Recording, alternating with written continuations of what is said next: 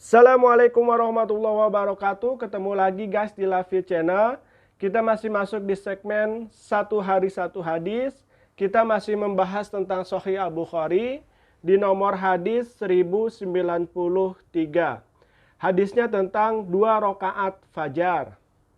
An Aisyah radhiyallahu anha qalat, lam yakun nabiyyu sallallahu alaihi wasallam ala syai' min nawafili asyadda minhu ta'ahuda ala rok'atain al-fajr.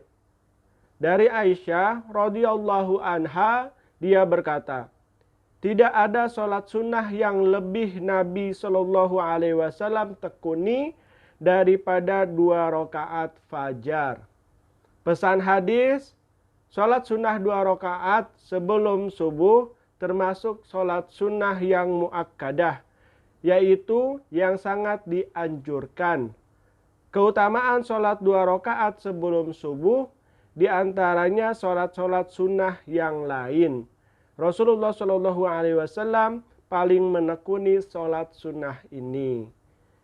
Jadi ini adalah hadis di mana Nabi menggemari sholat sunnah sebelum subuh, atau yang biasa disebut sholat sunnah fajar, yang dimana Nabi mencontohkannya dengan 2 rakaat.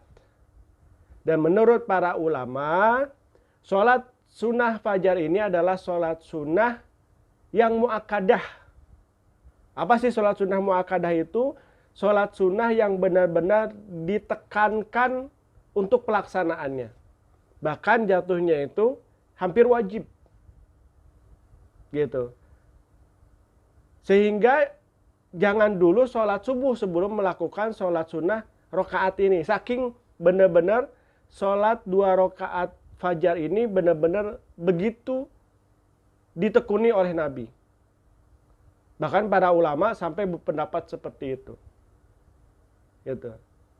Nah, bahkan di riwayat lain dijelaskan ketika Nabi sudah ditunggu oleh para sahabatnya untuk melaksanakan sholat subuh berjamaah, Nabi terlebih dahulu melakukan sholat sunnah fajar ini.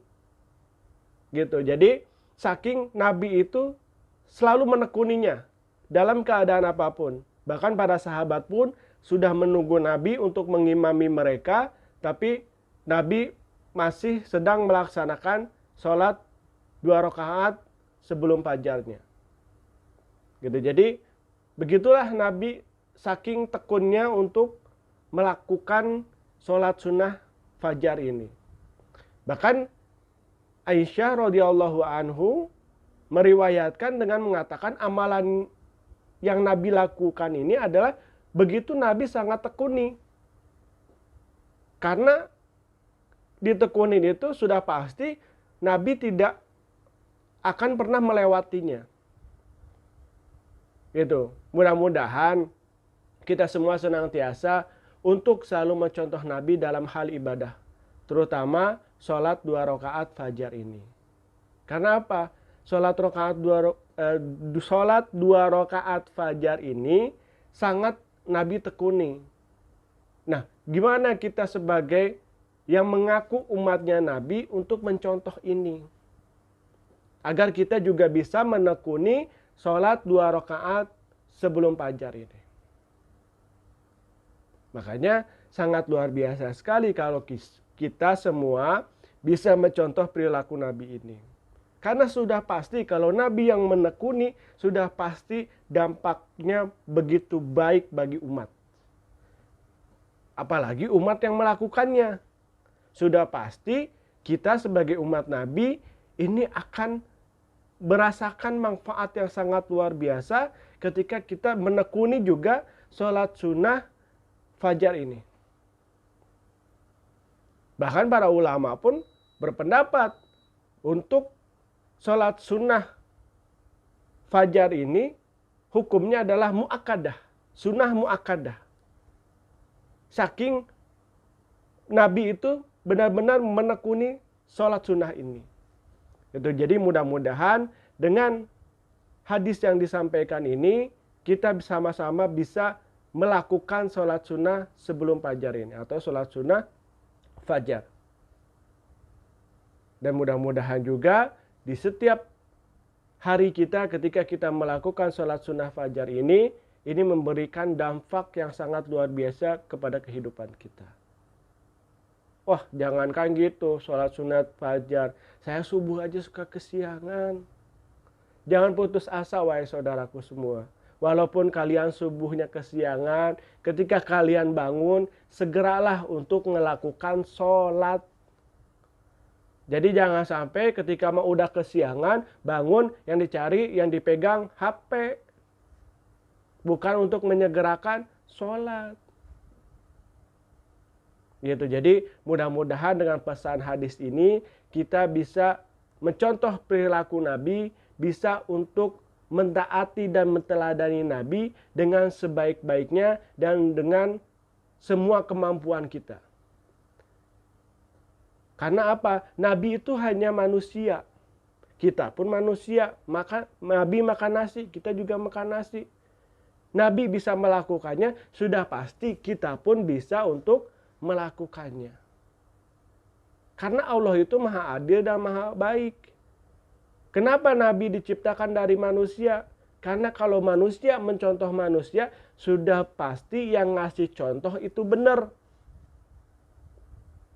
Coba aja deh, kalau misal kita punya kucing, suruh nyontoh suara ayam. Yang ngasih contoh gimana? Kan goblok gitu. Nah, ini Allah yang maha segala-galanya. Karena Allah tahu kita itu manusia, Nabi juga manusia, maka selayaknya lah kita benar-benar bisa minimal mendekatilah. Walaupun kita tidak sama persis seperti Nabi. Karena walaupun kita sama-sama manusia, tentu tarafnya dan tahapannya berbeda. Samalah contoh, kita membedakan batu aki dan juga batu koral. Mana yang lebih mulia dan lebih baik. Tentu para orang-orang juga tahu yang lebih baik itu adalah batu aki dibandingkan batu koral. Jadi sama-sama batunya, tapi sisi kemuliaannya akan berbeda. Nah, begitupun kita dengan Nabi. Nabi itu makhluk yang benar-benar menjadi kekasihnya Allah. Nah, bagaimana kita juga bisa menjadi kekasih Allah dengan cara apa? Mengikuti jejak-jejaknya Nabi. Dengan step by step, tahap demi tahapan. Apapun yang kita bisa mampu lakukan, lakukan sekuat tenaga. Minimal ada satu yang kita terapkan pada diri kita untuk selalu mencontoh Nabi.